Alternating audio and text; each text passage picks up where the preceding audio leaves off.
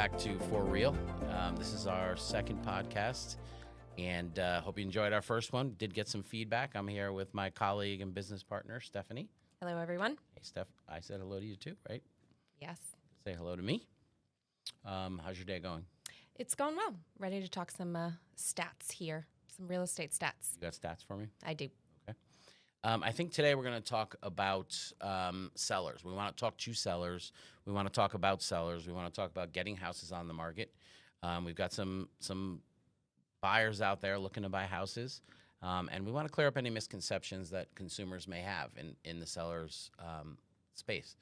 There's a lot of things that keep sellers from putting their house on the market at every time of the year. And we just want to try and touch on some of the alternatives that we have for them and the solutions and ways we can mitigate whatever their issue is. But first and foremost for me is the significance of our inventory. If you want to bring up that slide, I'd love to see where we stand. Yeah, let's take a look. I mean, I've been in real estate for a long time and went through the whole COVID market and everything. We've seen it from a buyer's market down to a seller's market for the last years, all through COVID in the last couple of years. And here you can look at the stats. We were at 20,000 listings in the state of Connecticut back in, 2009? And now we're down around the 5,000 mark. This is in November. I think we're somewhere around the 5,000 mark still right now in December. But you can just see that astronomical gap between what we were and how we were all consistent through up until COVID. And then we just dropped. And there's not much out there for buyers to go look at. So, we would like to see sellers at least talking to us about putting their house on the market or why they might be hesitant to put their house on the market, because there's probably a lot of solutions for that. Sure. I think I'm not sure if I'm seeing the days on market until sale. Oh, sorry about that. Can we put up the inventory of homes? Sorry, I was looking at my screen. There you go. There. Now you can see the $20,000 listings. Yep. So down to the 5. Right. So inventory this time of the year is always low. You get around the holidays, and first of all, you've got your agents that are going away, and moving down to Florida for the winter. And so, of course, they want you to wait until spring. Understand that perfectly. Then you've got people where the holidays are significant to them, and so they're always baking and gifts and entertaining and things, and so they don't want people coming through their house. Understandable. But even at this time, like in 2013 through 2015 is a good example, we were probably somewhere about 17,500 listings, single-family homes we're talking about. That's right. And then another probably, 7,500 homes, townhomes and condominiums. So that's a significant drop. If you look now where we're probably at somewhere, I don't know, in the 5,500 range, something like that, and that's crazy, because the buyers are still there. There's a misconception that buyers come out of the market. Buyers don't have the same dilemma that sellers have, right? Sellers are getting ready for the holidays. They have decorations up. They have presents around the house. They don't want people coming through their house. They're baking cookies. They're having parties. Buyers are on the opposite side of that. They're coming into your house for 10, 15 minutes to look at your house. And so it's still a good time to sell your house. But this is very indicative of, what did you learn in macroeconomics in your first year of college? Laws of supply and demand.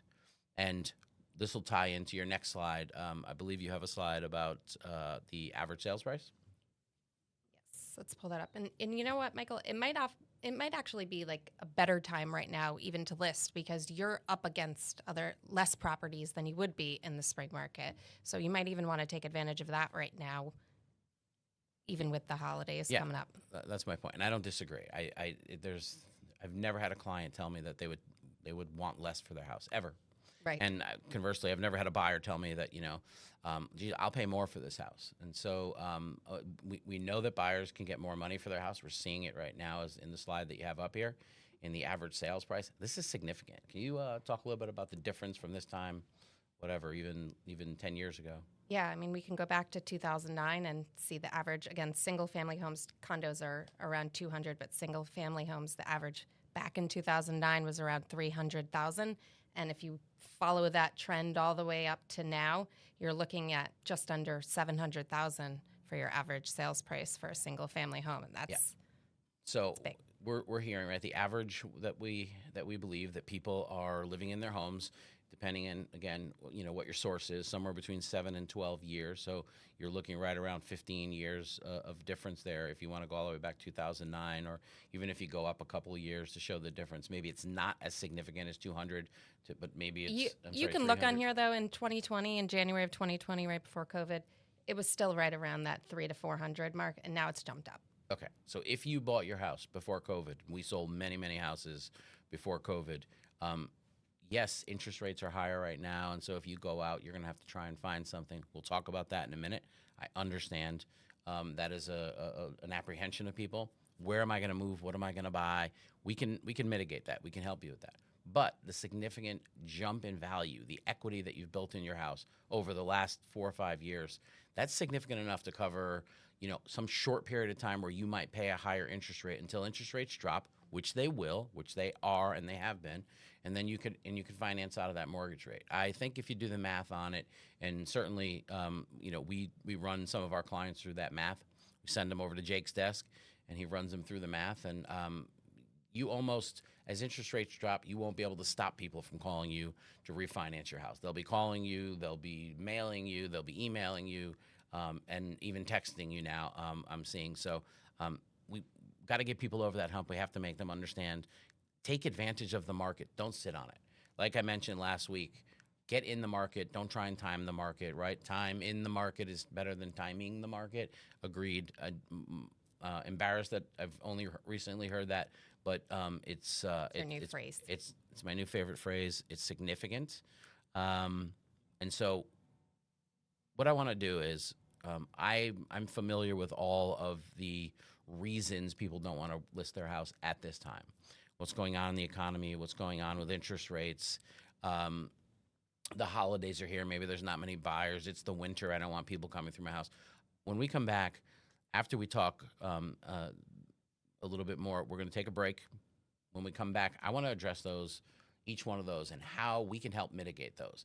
I think there's a misconception that, well, there's no houses on the market, I don't have anywhere to move, and I'm going to be thrown out of my house. Nope, we can mitigate that. I don't want people coming through my house during the holidays. We can mitigate that.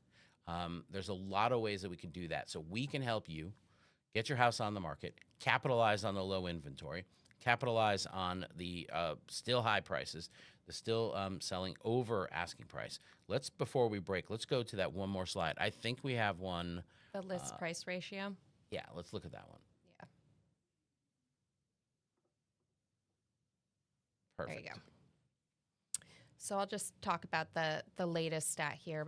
In November, we're still over 100% of list price to sale price. So we're at 101.4% in November. So, right. So break that down into layman's terms, people are still getting over asking price for their house. Here we are 3 years out of the height of the COVID market, and people are still seeing over asking. Now, it's not 110% anymore or 120%, but it's still significant. It's still over asking price, and that's significant. We typically don't see that. So this is a very strong market. We don't want to see people miss it because they're misinformed or because they don't have all the information. So let's take a break now. When we come back, we'll talk about some of those concerns and how we could address them.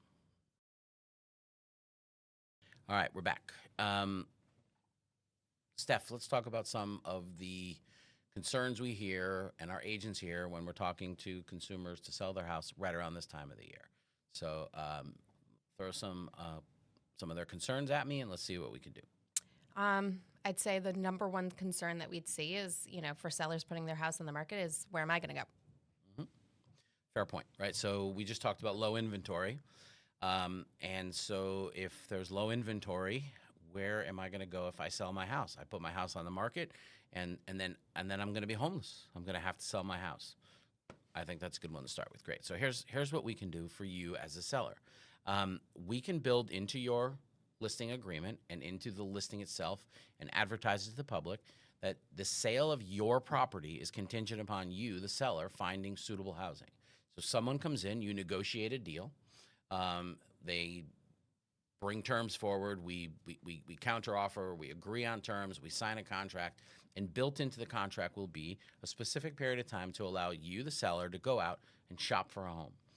if you can find a home, and if you need an extension, we can ask for an extension. Look, we found a home, but we didn't get through our inspections, or we found a home, but we're close to getting under contract. We could always try and extend that.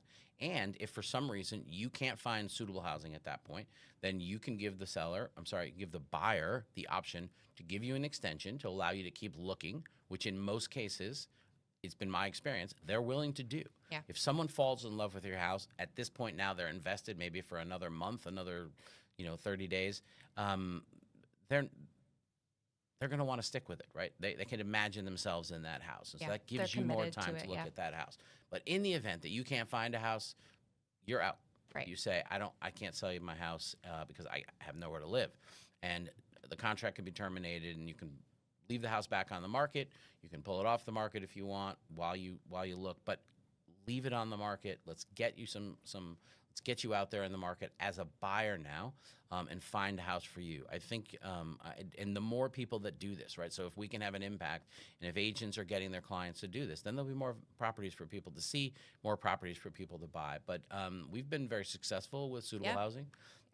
You think, well, I'm never going to find anything, and people find things right away. Or sometimes people have their eye on something before they even get an offer, and they should be. They should be looking as well. I'm not of the belief that people should not be looking for a house. I think this is where you were going with right. You can get out there, and sellers can go out and find a house that they want to buy, and put conditions on their purchase until they find a buyer. So they don't need to wait until they find a seller. They can be out there looking. We navigate these waters all the time for people. This is not unique to us. We're always balancing things and figuring things out right at the last minute, and bringing everything together. In some cases, it's not only two closings that have to happen. I'm selling my house and I'm buying another house. It could be my buyer is selling their house, they're buying my house, I'm buying a house, those sellers are buying another house. So coordinating these types of and mitigating these types of issues, it's commonplace for us, and we do it every day. And don't get hung up on that. Don't miss out on this market because you're worried that you can't find suitable housing. Try the suitable housing provision, give it a shot. Now you can capitalize on the low inventory that's here as a seller and the higher prices, and you can get out there and shop with comfort knowing you have a buyer in hand if you find the property that's right for you.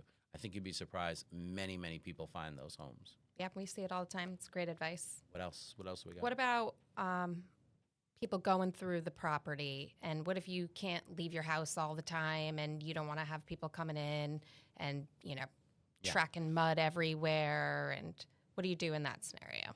That's another great point. I hear often people, look, nobody wants people coming through their house, right? It's uncomfortable. Right. It doesn't matter what time of the year you're selling. Some people's houses are like museums, and they just don't want people to come in through their house. I don't blame them. Other people, their houses do not look like museums, and they have to get it to look like a museum. So getting it ready for people to show, and getting the dogs out, or whatever the case might be, it can be inconvenient. So that's not unique to this time of the year. This time of the year may have a few other parts of the equation, the holidays and gifts and things like that. We could always accommodate that. We can build into your listing agreement that we're going to do maybe 2 group showings, right? So we plan it out ahead. We do this often with multifamily homes for the same reason. Yeah. Multifamily homes are difficult to get into. You have, maybe a 3-family home with 3 families actually living in that home. You have to coordinate a time when it's convenient for them. So you want to be able to get your buyers into all 3 apartments at that point, and the basement, and let people take a look. We could do the same thing with single family. We could do this with multifamily. We could do it with condos. And set time limits to when people can show it. If you only want it to be evenings or weekends and things like that, when you can go home and get your pet, or clean up a little bit if you wanted to before people got in the house. We absolutely have control over the showing. So true. I'm suggesting, group showings, maybe, Saturday we show from, I don't know, 1 to 4 on Saturday, and maybe one day during the week in the afternoon, something like that. But the other thing we could do is we could allow showings only on certain days, or only between certain hours, or a combination of those. So again, missing this market, missing these considerably high prices compared to what we've seen just 5 years ago, is a shame if you're doing it for the purpose of not wanting to be inconvenienced. We could work with you on that. We can mitigate that inconvenience for you.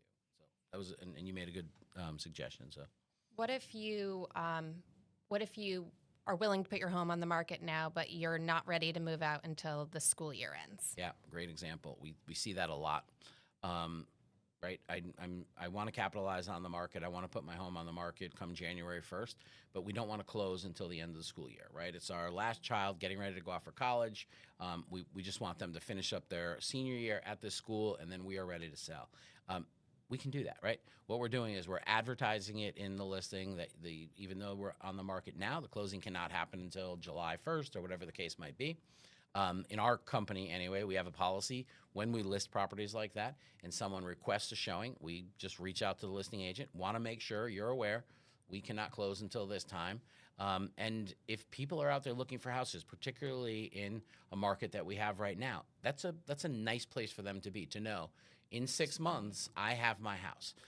They can start planning. They can start buying furniture. They can start doing any of the things they want to do, lining up contractors, whatever the case is. They can be ready for when they buy that house. That is not as off-putting as you might think, particularly in a market like now with low inventory. So I think, again, we've definitely had some of those clients on both sides. Quite frankly, we've had sellers and we've had buyers, and I think it works out well. And I think We've also done leasebacks too. I know that's kind of a right. more complex situation, but that is another option out there where you can close on a certain date and then the seller would lease from the new buyers. Right. There are instances where the buyer, and that's a very good point, would lose their mortgage interest lock, and so they want to get the property into their name. And so what we could do is we can negotiate a leaseback, right? We're going to close on the house on this date. I'm the owner. I'm the seller. I'm the owner up until this date. You buy it from me on this date, and you lease it back to me until the end of the school year. Usually some money is escrowed into that, and we're paying you rent, whatever the case might be, all negotiable between the parties. I've seen a variation of things. I've seen rent, no rent. I've seen rent and pay all the expenses, including the taxes. And so any negotiation on that can be done. But that is a great way for someone to sell their house now, have peace of mind, be able to finish out the senior year and deal with the things you're dealing with at the end of the year, have your graduation party, pack up, and move on to your next home. I think those are pretty good. I think we're going to go to another break right now. We'll come back. If we have some more of those, we'll talk about those. The other thing I want to talk about a little bit, I want to touch on private listings, because I don't want people to think private listings are an alternative to what we're talking about now. We're going to do an entire show on private listings, but I just want to touch on them and see how they relate to what we just talked about. And we'll take a break and we'll be right back. All right, and we're back again. What do we got next? Well, I wanted to talk just a little bit about private listings. I know we're going to spend a lot of time on it in the future, but I thought just with everything that we were just talking about, I know some agents, would even go as far as suggesting a private listing to avoid having to handle some of those issues. Fair. So I wanted to see, and maybe we could talk a little bit about how you can still put your home on the market and get the most money for it and be able to navigate through. Got it. Before I go into that, I want to just remind everyone, if there's something you want to talk about, if there's something you want to challenge us on, please challenge us. If you disagree with something we're talking about, that's the type of dialogue we want to get into, because our goal here is to really help consumers navigate this market and get the most out of this market and have a smooth transition. So you'll see our email forreal@wtnh.com. Please reach out to us, give us some ideas, give us some feedback. We'd really appreciate it. Yeah, it doesn't have to be anything we've talked about. If it's something new and you want to hear us talk about it, just send it in through the email there on the screen, forreal@wtnh.com, and we'll get you on air. Sounds good. Okay, private listings. We're going to do a whole show about this next week. Yeah. And on that show, we'll make a challenge. If there's people that think we're wrong and want to debate us, we'd love to have them in. Agents, brokers, whatever they are, sellers, buyers, we want to hear from them. Why don't you tell everybody, though, Michael, what is a private listing? I'll get into that, yeah. So private listings or off MLS listings, some agents might come to you and suggest, for the same reasons we just talked about, right? You don't want to sell your house until the end of the year. So we'll just do a private listing, and therefore I will just send it to my sphere of influence, and we can navigate that, right? We can keep it small. Or you don't want people coming through your house, so I'll just send out an email or I'll post it on my Facebook. First of all, Posting on your Facebook doesn't really mean private to me. A lot of people with their private listings are emailing everyone in the MLS. But ultimately, what a private listing would do, it would be if I was selling your house and you gave me the right to have a private listing, I would keep that listing. I would not post it to the multiple listing service for the 20,000 other agents in Connecticut to see. It would not go to Zillow. It would not go to Realtor.com. It would not go to Redfin. It wouldn't go to Homes.com and hundreds of other sites, if not thousands of other sites that you and I have never heard of. So I fear that people use and agents use that little trepidation that a seller might have to capitalize on that and say, look, let me handle this off to the side. I don't think they're ever a good idea. And like I said, we're going to talk about that in great detail next week. And you might know that I've seen the commercials here on WTNH. If you're a fan, we believe in the MLS and smart MLS and 20,000 agents. So we want you to we want to push that. We want you to get the benefit out of that. Holding your house off the market for one of those reasons doesn't make a lot of sense. For instance, if you don't want to sell until the end of the year, until the end of the school year, well, why are my private buyers any more amenable to that than the public's and other agents' private buyers? You're having conversations. If someone says, I can't wait, then we're just going to move on. We're saying, this isn't the house for you. Don't come and see it because we're not interested in closing before then. Finding suitable housing. Again, same thing. We're going to have that conversation. It's not just my clients, my private clients, my email list, maybe my friends, maybe someone in the cubicle next to me at my brokerage or other brokerages that I deal with and do a lot of business with. If I had the ability to parse out the clients that were willing to allow you to find suitable housing as a seller or allow you to live in the house until the end of the school year, I shouldn't be selling houses. I should be writing algorithms for Google. What we want to do is we want always to expose the seller's house to the greatest and widest market as possible, and we want to mitigate what their concerns are with control over those showings, right? So we're going to notify our colleagues, look, this is when we want to close. Look, this is, we have to find suitable housing. And whatever it is, if you think it's going to take you 6 weeks to find suitable housing or 8 weeks to find suitable housing, well, then that's your term and that's that's what your concern is and that's what you want. If someone is willing to allow you to do that, great. If not, they move on and they find something else. No harm, no foul. And that's the way we should be working on it. So I think next week's show is going to be very important. I'm seeing a lot of private listing networks. I'm seeing a lot of off MLS listing networks. I want to explain what that is. And if you're on the cusp of doing it right now, I urge you, let's have a conversation because once you do, I think it's going to be too late. And I don't want to see people lose out on the most broad market possible. And here's a great example of that. I was involved in a sale last year, I believe it was, and it was the highest price sale in Hartford County. And I found it on the MLS for my client. And my client is very happy and loves the property there. And if that was a private listing network, and it had been on the market a long time, and it was an expensive home, and the seller wasn't budging on the price, and it was a wonderfully built house in a gorgeous location with a beautiful view, and it was the right house for my client. And at the end of the day, my client is there, he's happy, but if that was on some kind of a private listing, just went to that office, just went to that brokerage, just went to the people that sell houses in the area, well, that house might still be on the market today. Yeah. We don't know that. So again, even if in your private listings, you're bringing in 5, 6, 10 offers, maybe there could have been 12, 15 offers. So we'll talk about that next week. We're about out of time right now, but once again, we hope you're getting some benefit out of this. Please email us. I'm expecting to see emails about the private listing networks at forreal@wtnh.com, and we'll see you guys next week. Thanks for watching. Bye, everyone.